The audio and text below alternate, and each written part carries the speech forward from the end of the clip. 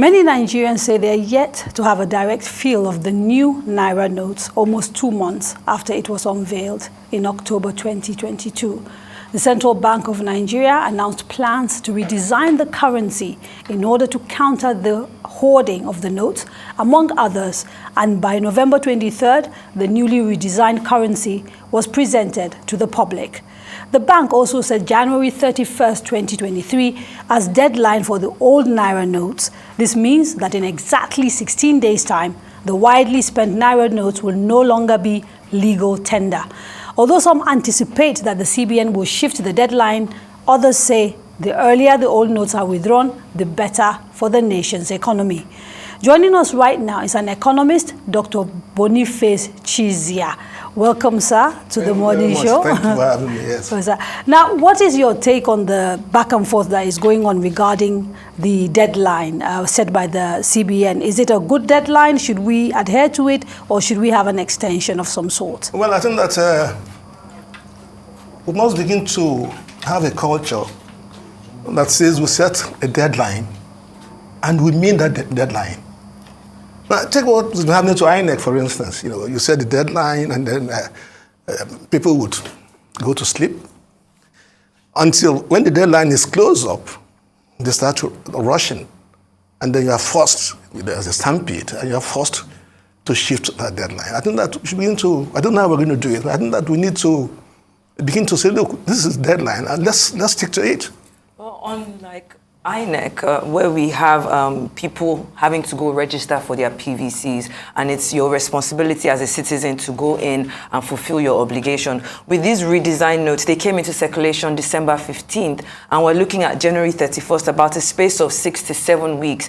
Isn't that timeline a bit too short, seeing as the Nigerian citizens themselves don't necessarily have a say in how long it takes for this conversion to happen? You know, I have an attitude which says that we should cut some slack to those who are in charge, who have responsibility. So yeah, responsibility for doing something, and you sit on it. People see it from their own corner, you know, the way it affects them. So the central bank sits there, and it sees the whole economy, and it sees the difficulties with, it's been printing Naira notes before. It's not the first time. And so it's going to print this, and the central bank gives you a deadline, and then other things might influence the deadline. For instance, I think that that's some thinking that we want the notes changed before the elections. You know, so we want to some extent, impact on this tendency, you know, to buy votes. You know, so I think it's also there. But then you can have a situation, as we are told by central bank, where 3.something trillion of currency in circulation is outside the banking system. It has some negative implications for the economy, for its development.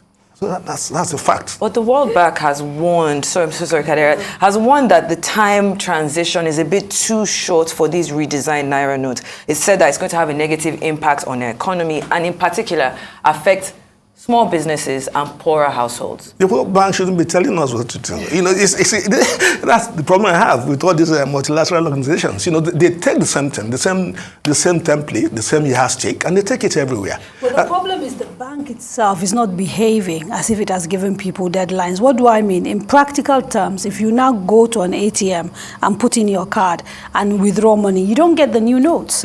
You get the old notes. Yeah. And so at a time when you're telling people you've got literally days within which to hand in your notes, Nigerian banks are still dispensing the notes that are supposed to go out of circulation. Yeah. And when it's good you're saying this, as I parked there downstairs, I parked, a fellow came to me and said, the ATM is not working. I said, I'm going to arise. I said, why is it not working? I asked him, I said, your ATM, does it dispense the new notes? He said, no.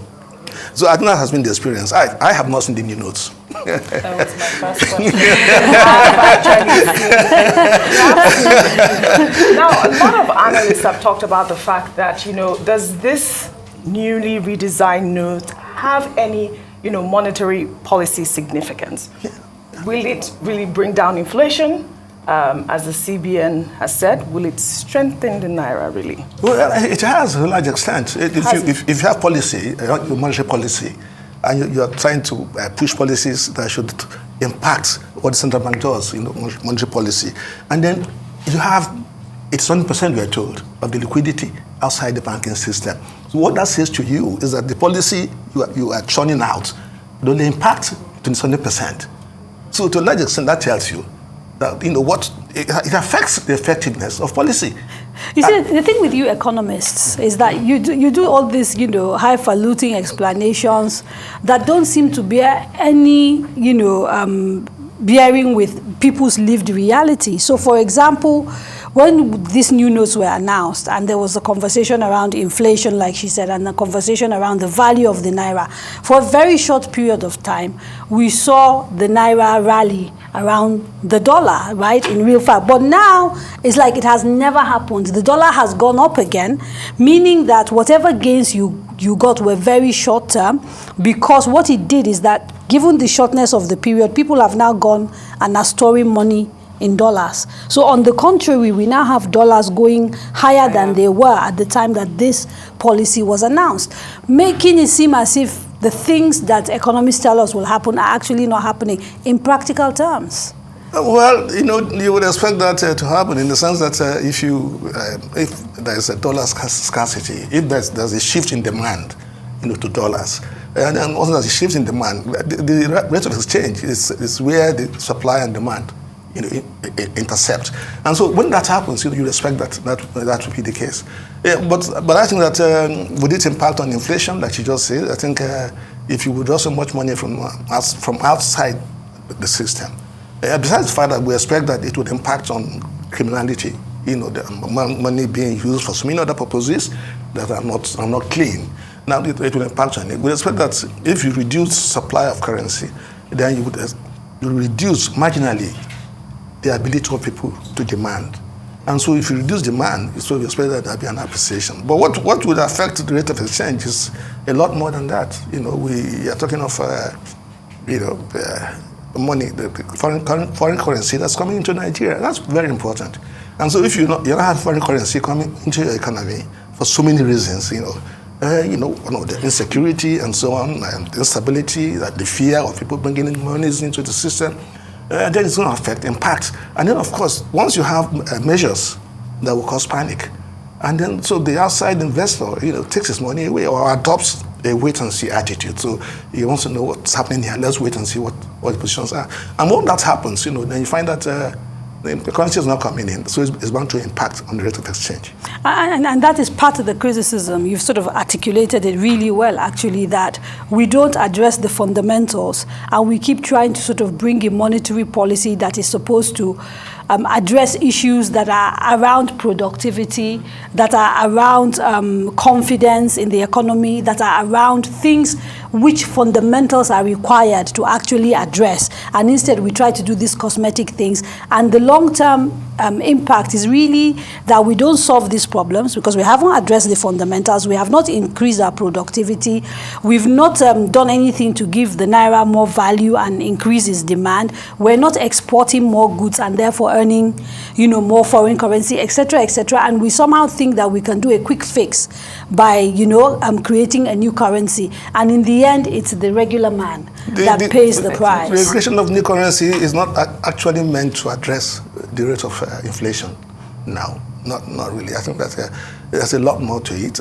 Besides the fact that it's part of it's an accepted practice that periodically a nation, changes its currency. There's so many things. You want to wrong foot those who criminality, there are those who counterfeit and so on and so forth. So we're told 7 to 8 years is the average lifespan. So you have to change your currency. The Naira has not been changed for over 20 years. So it's part of the reasons. And also in the Nigerian situation, criminality has gone overboard. And so you find that, the ransom payments and so on are being kept in the forests and so, and then you needed to come with a policy, that would impact this. And that's what we're seeing. And part of this is happening now. And they are chasing the central bank governor, because, he's done things that would impact the monies that have been kept outside the system. That's essentially what it is. So it's not meant to fight inflation. Like we did say, when you talk about the fundamentals of the economy, the basic problem we have in the Nigerian economy is that we're not productive. We don't have productivity. That's all. There's no two way about it. And then also you have policy decisions that are wrong-headed. So you pay a subsidy on petroleum. You import all the petroleum products you consume. And which means, as a nation, we prioritize this and we dedicate about 30% for available foreign exchange for the importation of petroleum products. And so I say to people, if you want to address the issues, for instance, we're expecting that Dangote's refinery will come on stream. I've been waiting for more than a year now. We've been discussing this. So we're still waiting. If it comes on stream and we're able to source local petroleum requirements in terms of what we import, and we displace, we don't import anymore, and we save 30%, that's going to impact on the supply of hard currency within the system and directly impact on the rate of exchange. All right, let's go back to the topic of conversation, which is the circulation of the new Naira and the deadline Shaitan had highlighted earlier. Now, you know that there are about 30 million Nigerians that are unbanked at this point. Now, when we look at the directive by the CBN that, only ATMs should dispense the new Naira notes, what do you say about those 30 million Nigerians that are unbanked, first of all? And then what about the people in the rural communities? Some communities don't have ATMs. Okay. What happens then? Well, I think that we need to make sure that the basics of this conversation is understood by everybody. What we are trying to do is we are pushing, part of what's trying to make currency changed is to the cashless policy. We're still trying to push cashless policy. And people are complaining. What you're expected to do if you have your currency outside the system, go to your bank and deposit it. There you go. And that's it. And when you deposit it, then you're not expected, since we are pushing cashless, you're not expected to begin to take large chunks. You don't deposit and want to take back. No, that's not. But Boniface, you've not really answered her question, which is that this is a country in which we know there's a large chunk of our people that are unbanked. Yes. And that a lot of business and trade is actually, despite us saying we want cashless, we're not quite there. It's a cash-based business. So what about those people? Well, I expect that as this goes on, that it's unfortunate because you can't correct that overnight. So people are unbanked and so on. It will take some time, and this is why I think that the policy maybe we might have to adopt a stage approach, in the sense that, like you just observed, there are people who are. This country is vast. Yes. So you have citizens who are in far-flung areas where they don't have access to banks and so on. They don't have banks.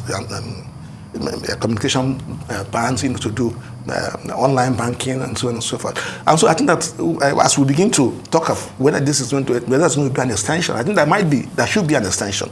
But I think that the extension should not be such that it's thrown to everybody. That's my own take on this matter. I think that for those of us who are in the urban centers who have access to banks and have access to other channels of transactions, we should go with the deadline. I don't know how you're going to do it, how you're going to manage it. But if somebody is in some state somewhere in the northeast, and then I listen to Ndume complain. It's a territory. There's so many people, farmers, and so on. And insecurity. So moving and so on. So they have challenges. So they are not able to reach the bank and so on. They're going to have some difficulties. Some of them, not even what we are saying now. Some are not even. They don't have that consciousness. It's not gotten to them. So in terms of taking the message of what is happening, I'm sure you'll be surprised in some areas of this country.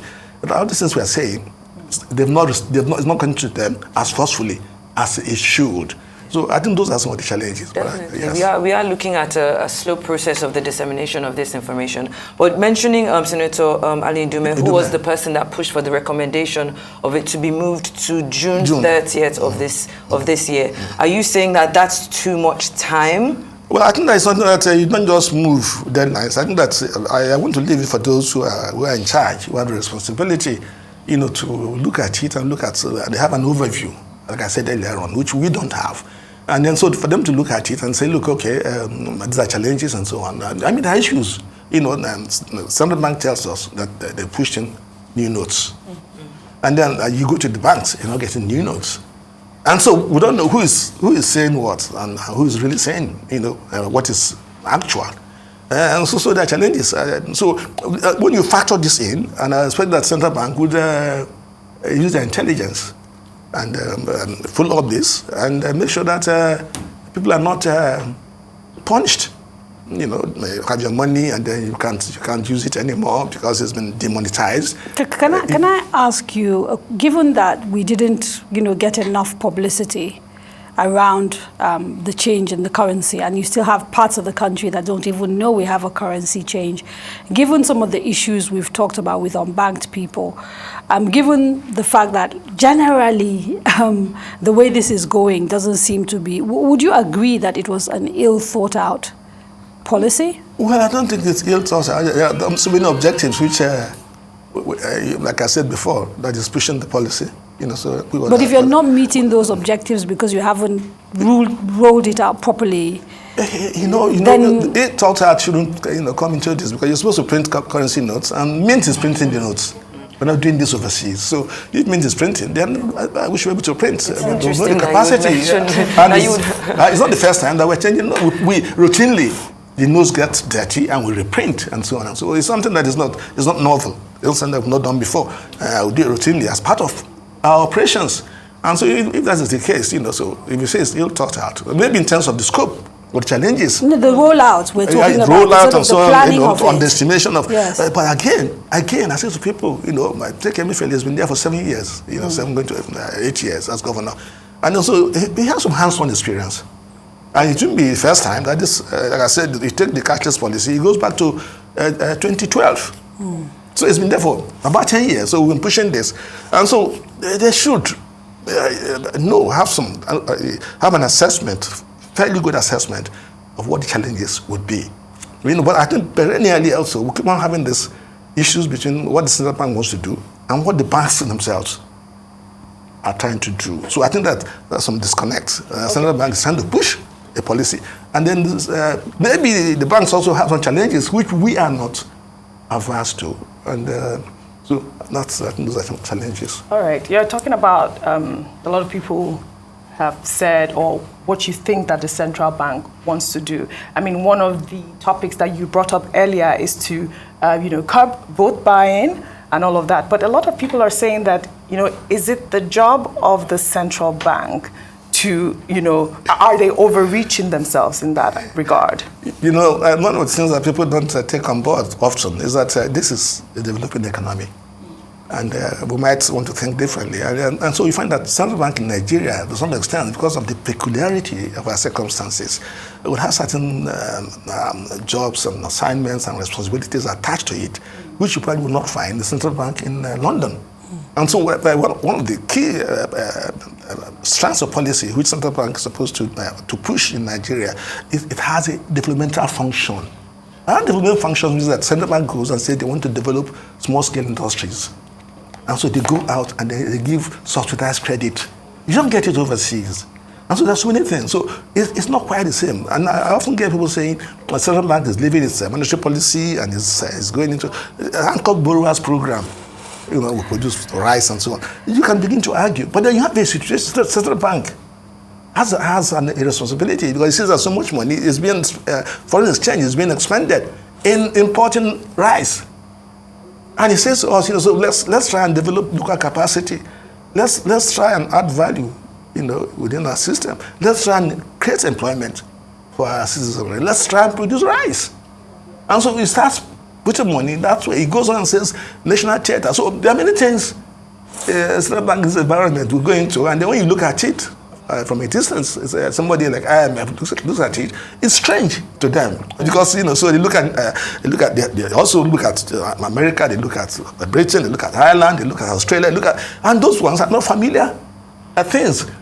And so I keep on saying, so you have to bring it and situate it. But central bank is there as part of its mandate to bring out policies, bring out measures that bring about development of this economy.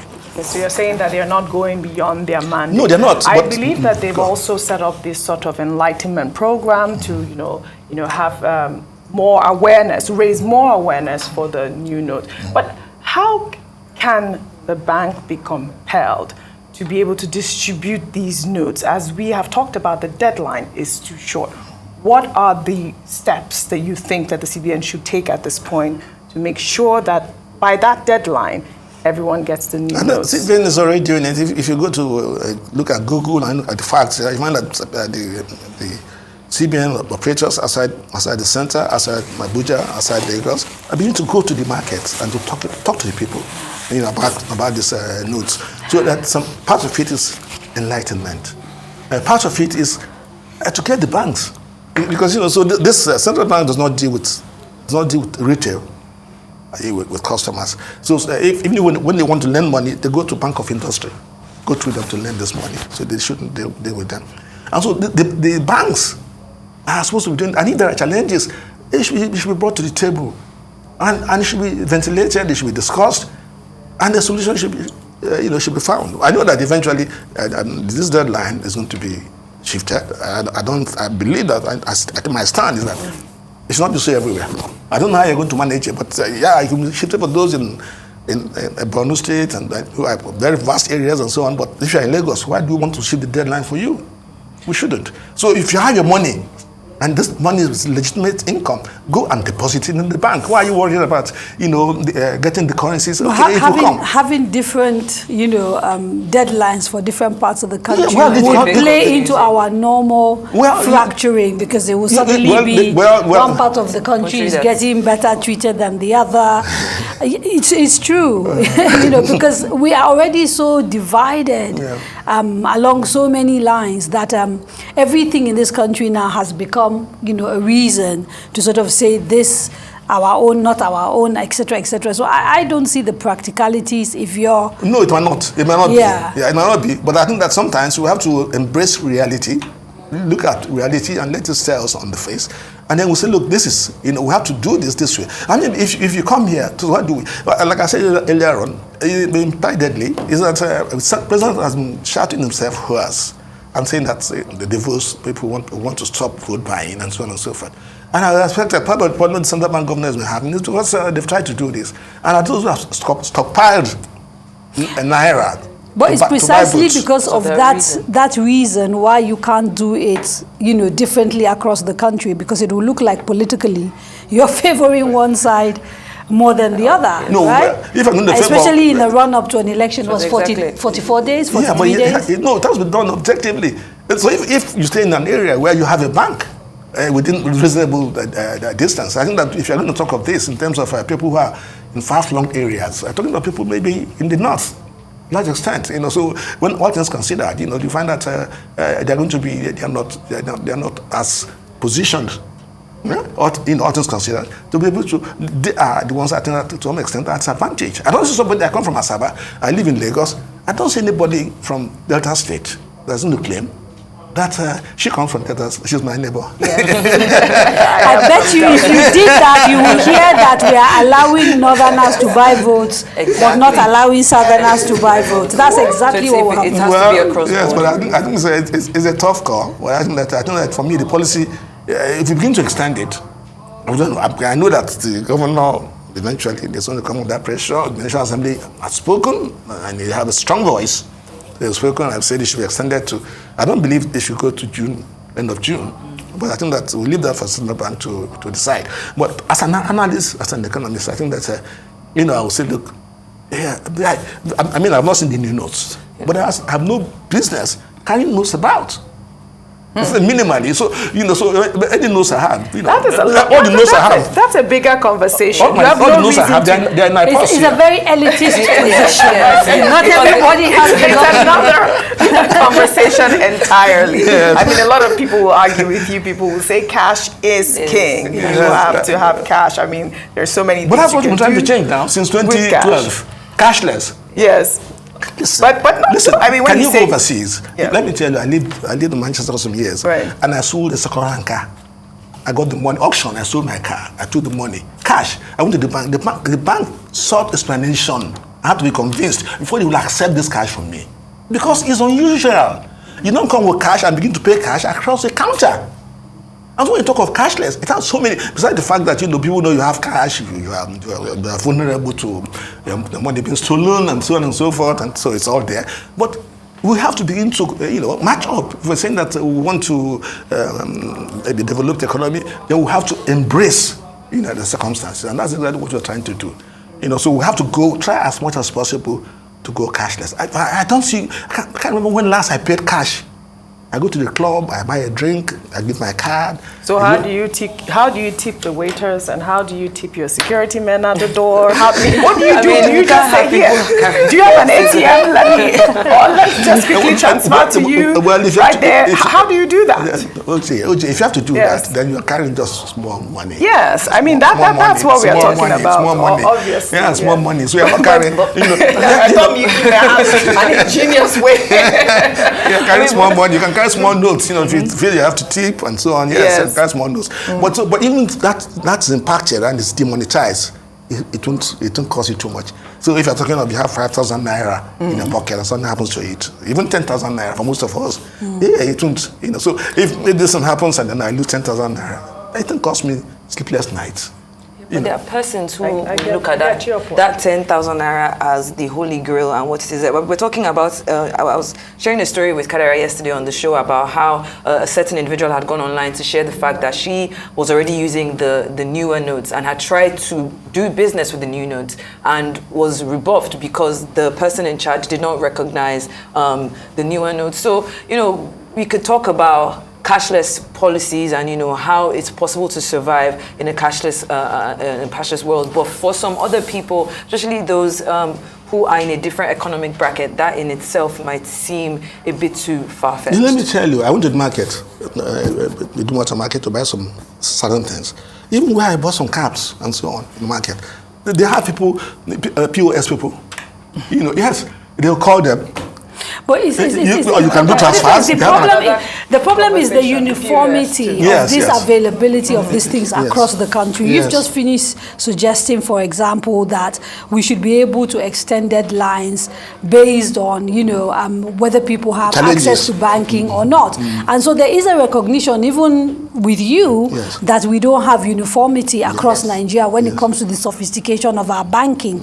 And that alone essentially means that you can't say that this policy of cashless policy would work well across board. And I think that's part of sometimes the confusion that happens in this country. We aspire to certain things, but we haven't put the infrastructure, we haven't done the background work that is required for these things to function properly. Let me buttress your point too. The sophistication of the banking system, especially with the POS and the malfunctioning of the POS, is quite frustrating. Yes, but you see what I'm saying is that if you want to put everything in place, you're not going to move. Yes, and so people come and say CBN didn't discuss this, finance didn't discuss, they put some taxes and the private sector are shouting. You go and discuss with them, they will kill it. And so if you're the person that's in charge of policy and you know the challenges you have, we have a physical challenge you have is that we don't have sufficient revenue. And so you're trying to quickly, add taxation here and there. Nobody wants to be taxed. Nobody.